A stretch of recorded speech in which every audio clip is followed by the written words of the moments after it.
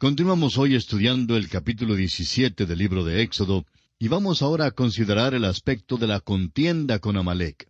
Durante su marcha por el desierto, los israelitas tropezaron con los amalecitas, quienes representan nuestra naturaleza carnal en la Escritura. Esta próxima experiencia es todavía otra lección que haremos bien en aprender. Leamos ahora los versículos 8 al 10 de este capítulo 17 del libro de Éxodo que seguimos estudiando. Entonces vino Amalec y peleó contra Israel en Refidim. Y dijo Moisés a Josué, «Escógenos varones, y sal a pelear contra Amalec. Mañana yo estaré sobre la cumbre del collado, y la vara de Dios en mi mano». E hizo Josué, como le dijo Moisés, peleando contra Amalec. Y Moisés y Aarón y Hur subieron a la cumbre del collado. Amalec era nieto de Esaú. Esaú era un cuadro de la carne, y los amalecitas se hicieron enemigos de Israel. Nunca dejaron de ser los enemigos de Israel. Y por primera vez los israelitas entran en guerra. Este conflicto es prueba de que no se puede vencer la carne por nuestras propias fuerzas. La carne batalla contra el espíritu y el espíritu contra la carne. El apóstol Pablo lo explica en Gálatas capítulo 5, versículo 17, diciendo, «Porque el deseo de la carne es contra el espíritu, y el del espíritu es contra la carne. Y estos se oponen entre sí, para que no hagáis lo que quisiereis». Este es el cuadro que tenemos en el desierto al guerrear Israel y Amalec el uno contra el otro. Ahora los versículos 11 y 12 dicen, «Y sucedía que cuando alzaba Moisés su mano, Israel prevalecía, mas cuando él bajaba su mano, prevalecía Amalec. Y las manos de Moisés se cansaban, por lo que tomaron una piedra y la pusieron debajo de él, y se sentó sobre ella. Y Aarón y Hur sostenían sus manos, el uno de un lado y el otro de otro. Así hubo en sus manos firmeza hasta que se puso el sol». Una observación cuidadosa revela que en realidad la batalla fue peleada sobre la cumbre del monte. Fue peleada por la oración. Esta batalla no fue ganada por la habilidad de los israelitas de pelear, porque no eran soldados con experiencia, ni aptos todavía para la guerra. Esta batalla fue peleada y ganada por Moisés. El momento en que Moisés ya no podía alzar sus manos, los hijos de Israel empezaban a perder la batalla. Si no hubiera sido por Moisés, Israel hubiera fracasado. Ahora, lo importante para recordar nosotros es que el Espíritu Santo es el único que nos puede dar la victoria sobre la carne. La victoria se gana al andar el creyente en el Espíritu. Cuando usted y yo, amigo oyente, actuamos independientemente del Espíritu, Amalec o la carne gana una victoria fácil. Nos inclinamos por naturaleza a complacer la carne, pero cuando alzamos las manos en la oración, como lo hizo Moisés, entonces será posible vencer la carne. Leamos ahora los versículos 13 y 14 de este capítulo 17 de Éxodo. «Y Josué deshizo a Amalec y a su pueblo a filo de espada. Y Jehová dijo a Moisés, Escribe esto para memoria en un libro, y di a Josué que raeré del todo la memoria de Amalec de debajo del cielo». La hora ha llegado para considerar a este hombre Josué. Es él quien seguirá a Moisés. Ya ha sido preparado para este puesto. Es un hombre ordinario, pero Dios lo está preparando para la tarea que tiene por delante. Dios también nos dice en este pasaje que Él raerá del todo la memoria de Amalec de debajo del cielo. Es decir, Dios acabará con la carne, y gracias a Dios por eso. Cuando el Señor lleve al cielo a la iglesia, la cambiará. El apóstol Pablo confirma esto en su primera carta a los Corintios, capítulo 15, versículo 52, cuando dice, «En un momento, en un abrir y cerrar de ojos, a la final trompeta, porque se tocará la trompeta, y los muertos serán resucitados incorruptibles, y nosotros seremos transformados». Si el Señor llevara la iglesia al cielo como es ahora, sin ser transformada, el cielo sería entonces exactamente como esta tierra vieja, porque nosotros arruinaríamos el lugar con nuestras naturalezas viejas. He estado arrastrando la vieja naturaleza mía por años como a un difunto. Quisiera estar libre de ella. He tratado de quitármela, pero sigue haciéndose sentir muchas veces. gracias a Dios que Él ha prometido acabar con la naturaleza vieja algún día. Aquellos que pertenecen a Cristo algún día serán cambiados y hechos adecuados para el cielo. Ahora, de este capítulo 17 de Éxodo, leamos los versículos 15 y 16. Y Moisés edificó un altar, y llamó su nombre Jehová Nisi, y dijo, por cuanto la mano de Amalec se levantó contra el trono de Jehová, Jehová tendrá guerra con Amalec de generación en generación. Tenemos que recordar tres cosas importantes. En primer lugar, Dios acabará con Amalec. En otras palabras, Dios terminará con la vieja naturaleza. En segundo lugar, el Señor nunca se amistará con la naturaleza vieja. Tendrá guerra con Amalec de generación en generación. Y en tercer lugar, este conflicto constante continuará mientras vivamos en estos cuerpos en esta vida. La carne y el espíritu siempre pelearán la una contra el otro. Solo el Espíritu Santo de Dios nos puede dar la victoria total. Y esto, amigo oyente, tenemos que reconocerlo. Y aquí concluye el capítulo 17 del libro de Éxodo. Y nos encontramos ahora en el capítulo 18. En este capítulo consideraremos 4 aspectos principales. En primer lugar, Jetro, el suegro de Moisés, lleva a la esposa y a los 2 hijos de Moisés a él. En segundo lugar, Moisés hospeda a Jetro. En tercer lugar, Jetro da el consejo de nombrar jueces, consejo que es aceptado por Moisés. Y en cuarto lugar, Jetro sale a su tierra. En el capítulo 18 llegamos a la última de las 7 experiencias que tuvieron los hijos de Israel entre Egipto y el monte Sinaí. Dios ha estado guiando a Moisés directamente por medio de la revelación, pero ahora Moisés se dirige a la sabiduría del mundo para buscar ayuda en lugar de acudir a Dios para revelación. Consideremos ahora la visita de Jetro, suegro de Moisés. Jetro, sacerdote de Madián, visita a Moisés. Trajo consigo a la esposa de Moisés y los 2 niños. Mientras que están con Moisés, se gozan de una visita amable, de una reunión familiar. Para esto vamos a leer los primeros 12 versículos de este capítulo 18 de Éxodo. Oyó Jetro, sacerdote de Madián, suegro de Moisés, todas las cosas que Dios había hecho con Moisés y con Israel, su pueblo, y cómo Jehová había sacado a Israel de Egipto.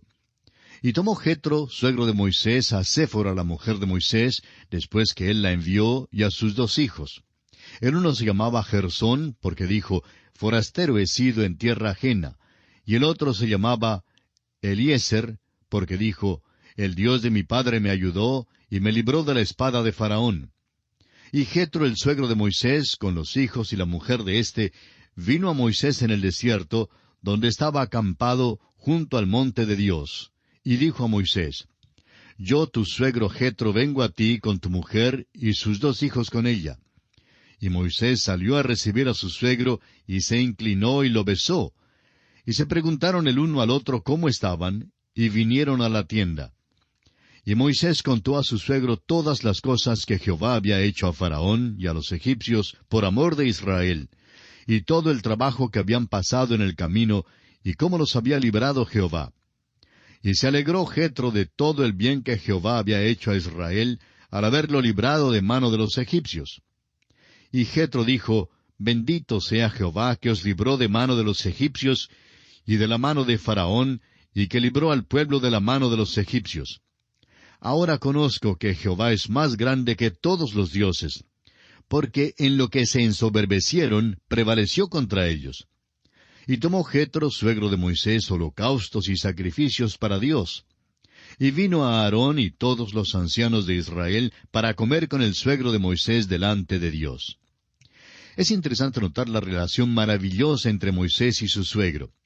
Parece ser muy íntimo.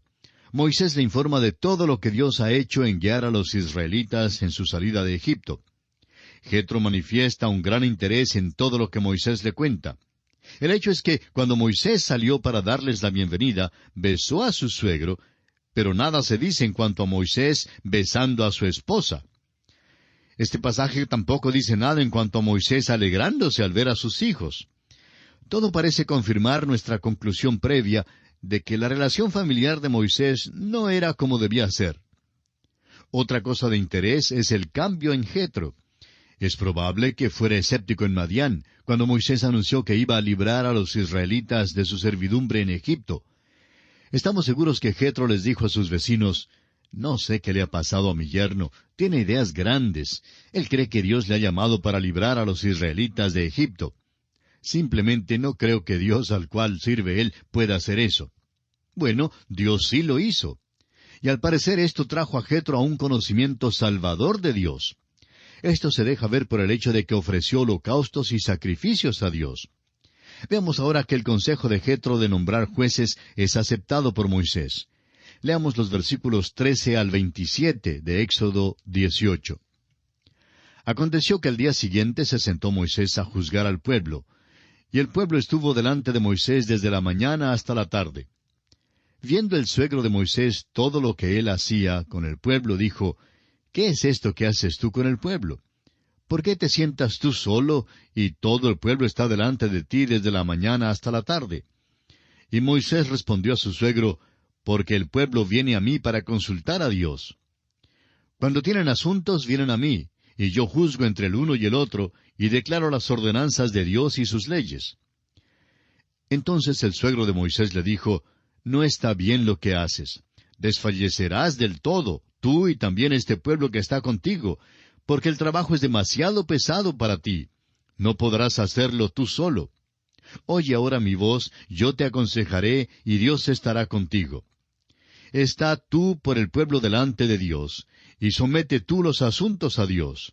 Y enseña a ellos las ordenanzas y las leyes, y muéstrales el camino por donde deben andar, y lo que han de hacer. Además, escoge tú de entre todo el pueblo varones de virtud, temerosos de Dios, varones de verdad, que aborrezcan la avaricia, y ponlos sobre el pueblo por jefes de millares, de centenas, de 50 y de 10. Ellos juzgarán al pueblo en todo tiempo, y todo asunto grave lo traerán a ti, y ellos juzgarán todo asunto pequeño.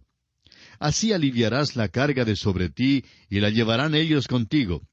Si esto hicieres, y Dios te lo mandare, tú podrás sostenerte, y también todo este pueblo irá en paz a su lugar».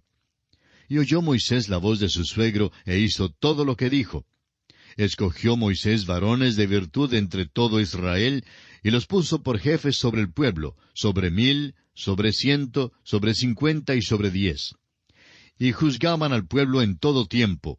El asunto difícil lo traían a Moisés, y ellos juzgaban todo asunto pequeño. Y despidió Moisés a su suegro, y éste se fue a su tierra. Jetro sugirió que se nombraran jueces para ayudar a Moisés a atender los problemas del pueblo. Alguien dirá: «Bueno, ¿y qué tiene de malo su sugerencia?». Bien, de momento todo parece ser bueno. Es obvio que el suegro de Moisés lo amaba y que tenía respeto por él y que hasta era un entusiasta en cuanto a él. Trajo a la esposa e hijos de Moisés con él y pasaron unos días visitando a Moisés. Jetro vio cuán ocupado estaba Moisés y se presenta con una sugerencia para ayudar a aliviar su carga. Una cosa debe ser recordada, y es que hay dos clases de sabiduría en el mundo: la sabiduría de Dios y la sabiduría de este mundo. La proposición de Jetro fue basada en la sabiduría de este mundo. Cuando uno sigue el ejemplo del mundo, no mira a Dios. Una de las razones por la cual la Iglesia se encuentra en tantas dificultades hoy en día es porque algunos hombres han sido traídos a la Iglesia y han sido puestos en una junta o han recibido un lugar de preeminencia solo por haber tenido éxito en los negocios. Tratan de manejar la Iglesia por los métodos del mundo y no tienen ningún discernimiento espiritual. El programa del mundo, amigo oyente, no resulta en la Iglesia. Las recomendaciones que Jetro hizo a Moisés eran buenas. Es verdad que aliviarían la carga de Moisés y facilitarían las cosas. Proveerían un sistema metódico y conservarían el tiempo. La proposición de Jetro parecía ser una oferta muy atractiva.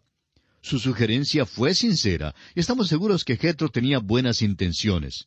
Estaba interesado en la salud de Moisés, y no podemos menos que amarlo por esto.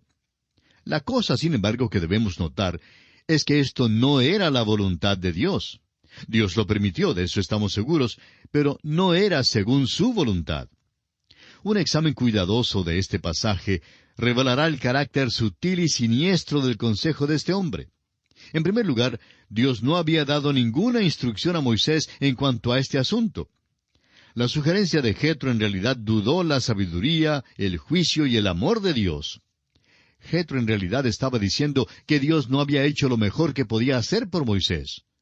Según este razonamiento, si Dios realmente amara a Moisés y lo cuidara, debería haber hecho esta sugerencia hace mucho tiempo.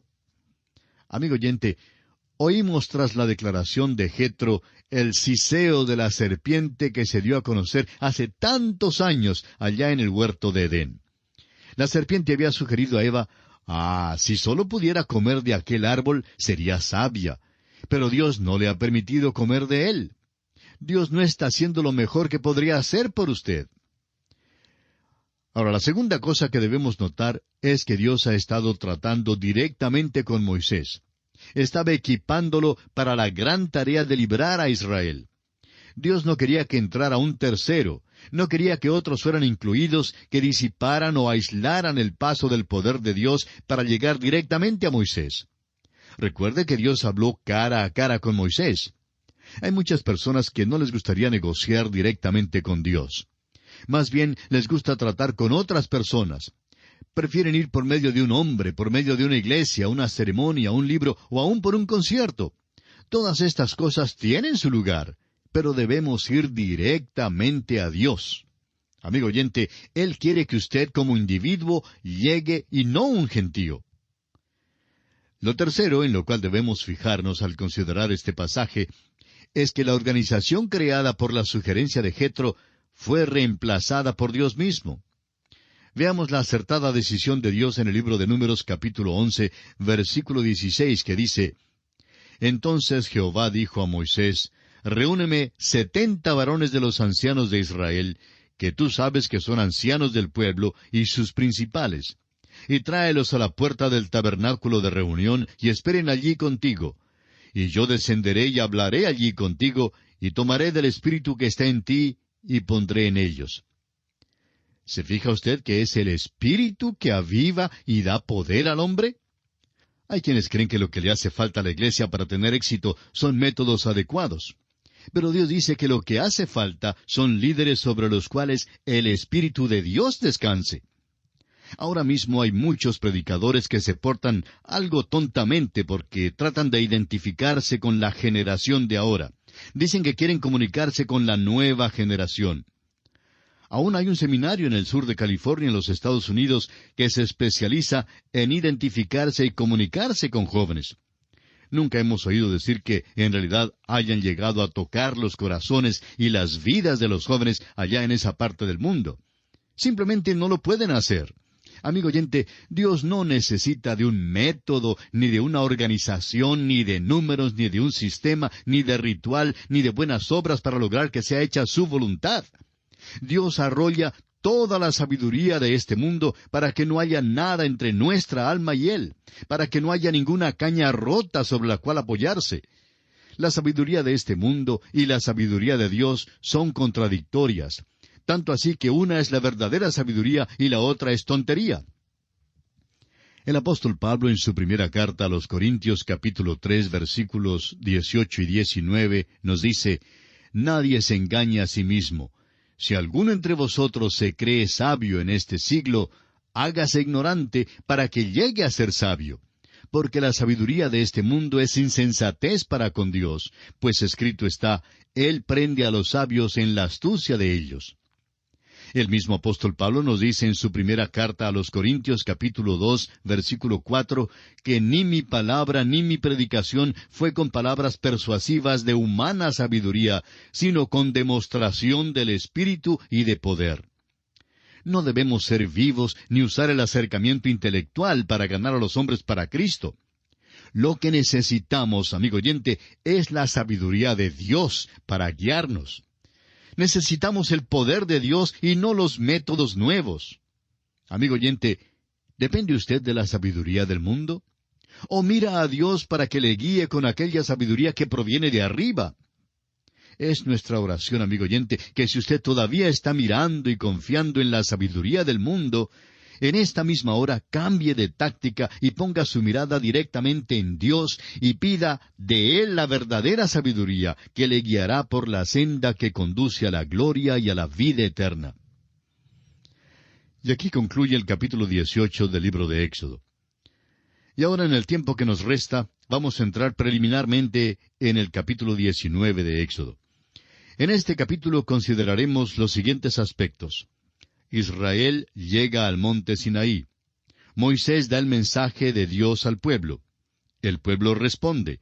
Los israelitas se preparan para el tercer día, cuando el Señor descenderá a la vista de todos los hijos de Israel en el monte Sinaí, y el pueblo es amonestado a no tocar el monte. Y finalmente, la presencia de Dios se siente sobre el monte. Los capítulos 19 al 24 del libro de Éxodo tratan de la ley.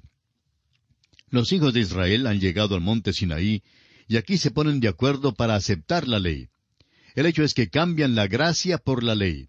Y vamos a leer los primeros 2 versículos de este capítulo 19 de Éxodo, que dicen: En el mes tercero de la salida de los hijos de Israel de la tierra de Egipto, en el mismo día llegaron al desierto de Sinaí.